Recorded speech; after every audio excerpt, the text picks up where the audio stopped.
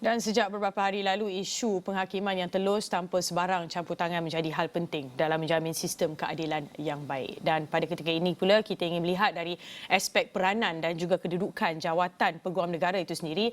Kerana sebelum ini, Presiden Majlis Peguam Karen Chia ada menyebut bahawa jawatan peguam negara atau AG adalah tetap dan tidak boleh ditukar sewenang-wenangnya. Dan mengulas hal ini bersama saya pada petang ini adalah Profesor Dr. Wong Chin Huat, penganalisis politik dari Sunway University. Prof, terima kasih kerana sudi bersama saya Jasmine di Buletin Awani pada jam ini, Prof.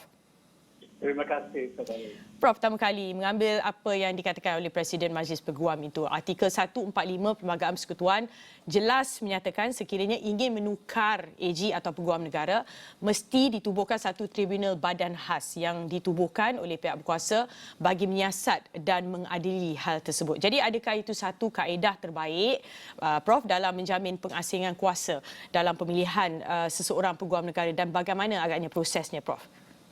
Ini sesuatu yang perlu tetapi tidak cukupi. Kerana pada asasnya apa yang kita perlu adalah pengasingan fungsi Jabatan Peguam Negara itu kepada dua.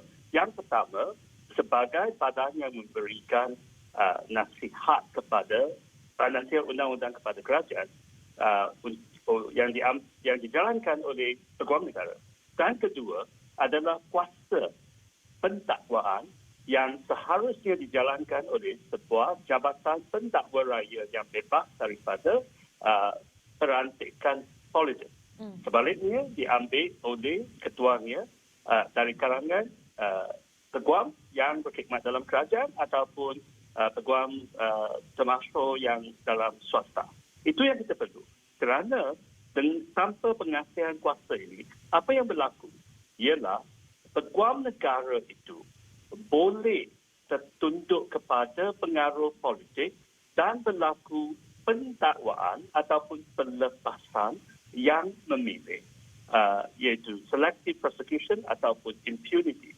Yang kita lihat dalam kes mantan Ketua Perisik Negara Hasanah yang dituduh terlibat dalam pecah amanah, jenayah pecah amanah atas sebanyak lebih 50 juta ringgit. Beliau dilepaskan kerana Jabatan Peguam Negara tidak meneruskan pendakwaan. Itu yang menjadi bimbangan kerana kalau ini berlaku kepada 4 kes Datuk Seri Najib Razak yang masih berterusan, maka beliau boleh berjalan sebagai orang bebas seperti Hasanah sebab sahaja hukuman penjara beliau sekarang diberi pengampunan. Prof, kita tahu apabila bercakap mengenai pemilihan peguam negara, pengasihan kuasa dan sebagainya, kita juga tidak boleh lari daripada isu kestabilan politik. Jadi bagaimana agaknya apabila kita mahu interpret ataupun ketengahkan atau memberitahu bagaimana agaknya peranan kebebasan kehakiman ini pentingnya kepada kestabilan politik dalam negara?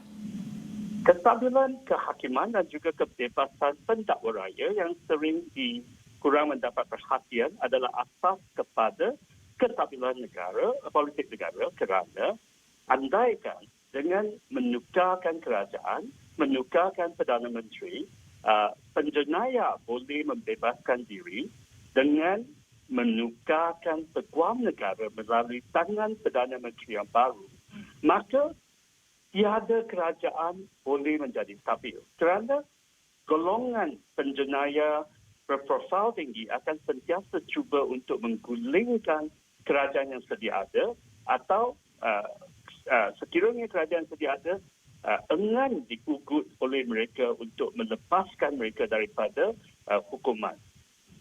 Jadi Prof, mengangkat apa yang Prof katakan tadi, adakah wajar pemilihan peguam negara itu dibuat bukan sahaja bergantung kepada Perdana Menteri pada ketika itu? Kerana kita macam Prof katakan tadi mahu mengelak setiap kali Perdana Menteri adanya peguam ataupun ketua hakim negara yang baru. Jadi sebaliknya ia mungkin boleh melibatkan suara cabang-cabang yang lain, Prof. Saya rasa apa yang kita perlu adalah pecahkan kepada dua. Kalau kita ada pendakwa raya yang bebas dilantik dari kalangan peguam kerajaan dan bukan pelantikan politik, maka peguam negara itu sekadar penasihat undang-undang kepada kerajaan boleh dilantik oleh Perdana Menteri dan di kalangan ahli parlimen supaya mereka kalau perlu boleh menjadi menteri dalam kabinet.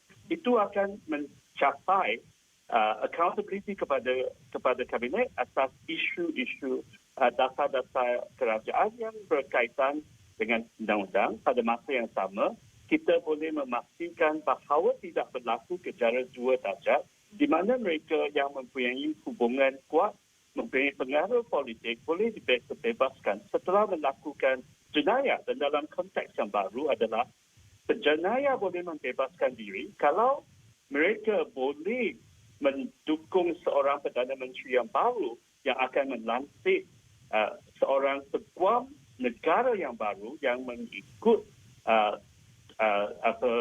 perintah.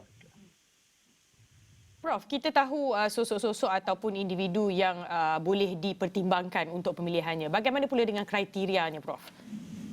Kriteria saya rasa yang penting kalau kita bincangkan pasal pendakwa dia harus datang daripada peguam-peguam kerajaan yang kanan, yang kita ada Suruhanjaya Jaya untuk perkhidmatan kehakiman dan juga undang-undang untuk memilihnya. Saya rasa kita boleh percaya kepada Suruhanjaya itu. Sebaliknya, kalau kita lihat sebagai peguam negara yang tidak ada kuasa pendakwaan, maka yang penting adalah keyakinan daripada Perdana Menteri.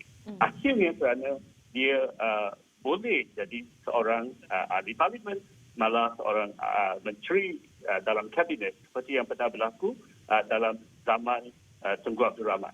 Jadi itu kita sebenarnya tak perlu takut pasal kriteria selagi kita ada satu proses pelantikan yang terus dan juga beraccountability.